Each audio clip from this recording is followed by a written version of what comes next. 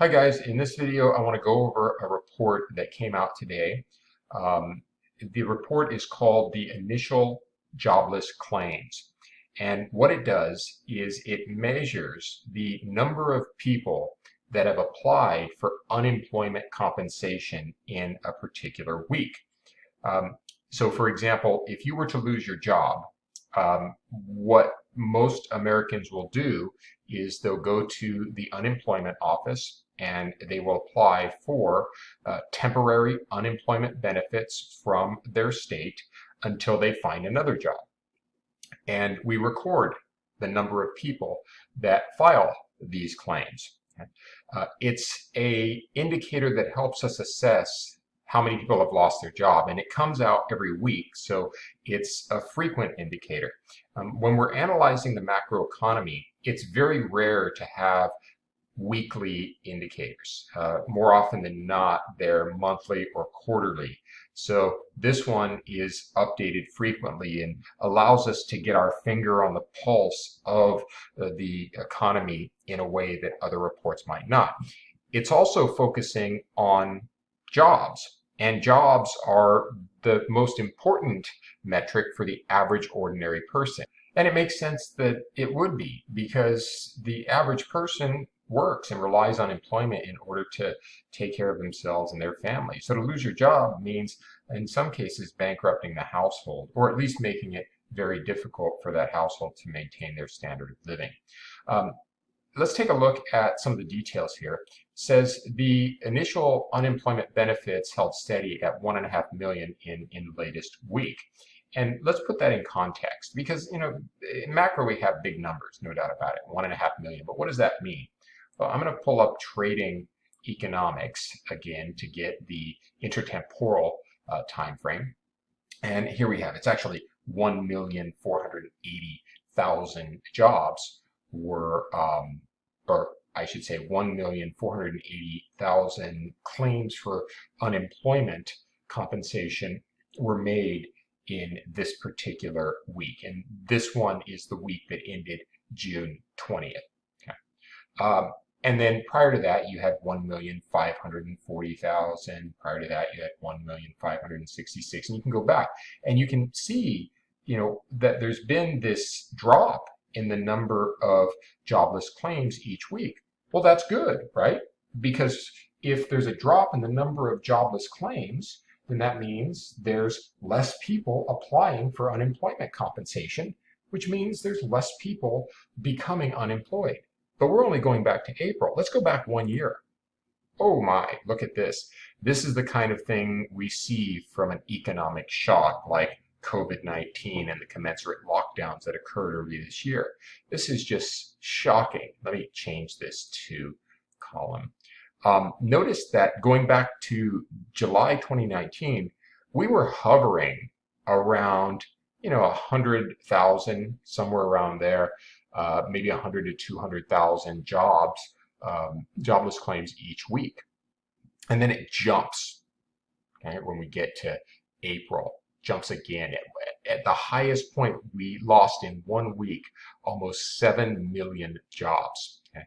And then it's went down, but understand that we're still losing jobs, because these positive numbers tell us that people are filing for unemployment. We're just losing jobs at a decreasing rate from here on, right? And if we go back 5 years, and see, again, this is an anomaly, right? It's not the norm. If we go back 10 years, look at this, going back that far, going back to 2010, go back 25 years. Let's go all the way to the max. You can go all the way back to before 1970, when we actually began recording these numbers, and you don't even come close to the numbers that we saw this year at the height. Okay. So it's a very important indicator to assess the malaise that's occurring in these labor markets, right? The extent to which people are losing their jobs. Now, let's go back to the actual article here. I want to scroll down. And I want to read through just a few important points. Okay? says down here some of the companies that have made cutbacks. For example, Apple last week said it would close nearly a dozen stores in 4 states. Okay. And Wednesday said it would shut down 7 more in the Houston area. Walt Disney said it was going to postpone reopening its Anaheim park that was set for July 17th. Macy's is laying off roughly 3,900 corporate staffers. So these are companies that are cutting back. There's no mention here, of course, of companies that have ceased doing business. We're in an economic contraction, and so some businesses are just closing up altogether.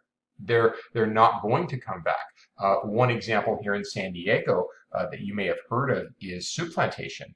Soup Plantation goes all the way back to the late 70s, and it was founded in the kind of Mission Valley area in San Diego, and then it spread to be a multi-state chain and big corporation. They're also known as Sweet Tomatoes in some parts of the country. And Soup Plantation announced at the outset of this coronavirus and the lockdowns that it was going to cease doing business, that its model would no longer work. It's kind of a, if you haven't been there, it's kind of a buffet style model. So they just kind of gave up.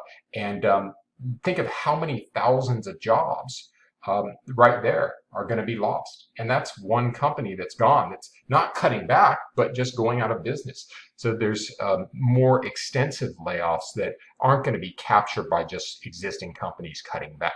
But certainly when you have successful companies like Apple and Walt Disney shaving off jobs, it's not a positive harbinger for prosperity. Another thing to look at is the number of people that are receiving jobless benefits. And this number was at 20.5 million last week.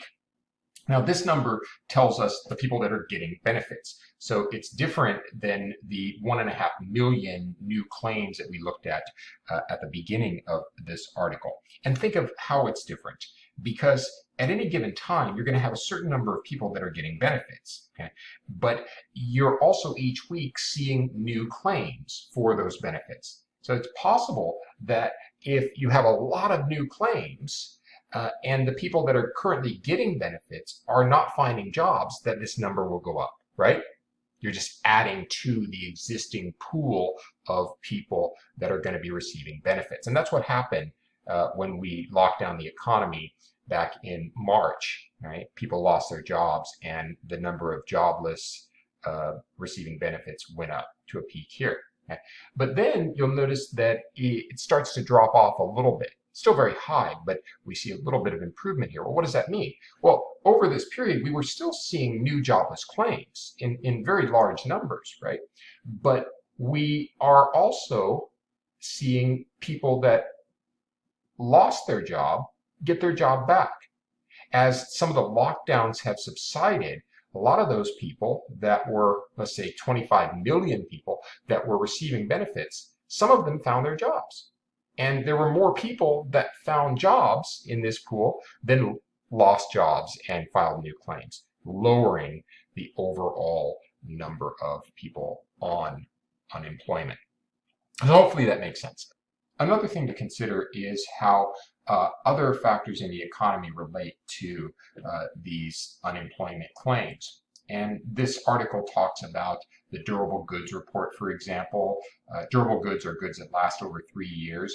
And it looks like they ramped up a bit in May.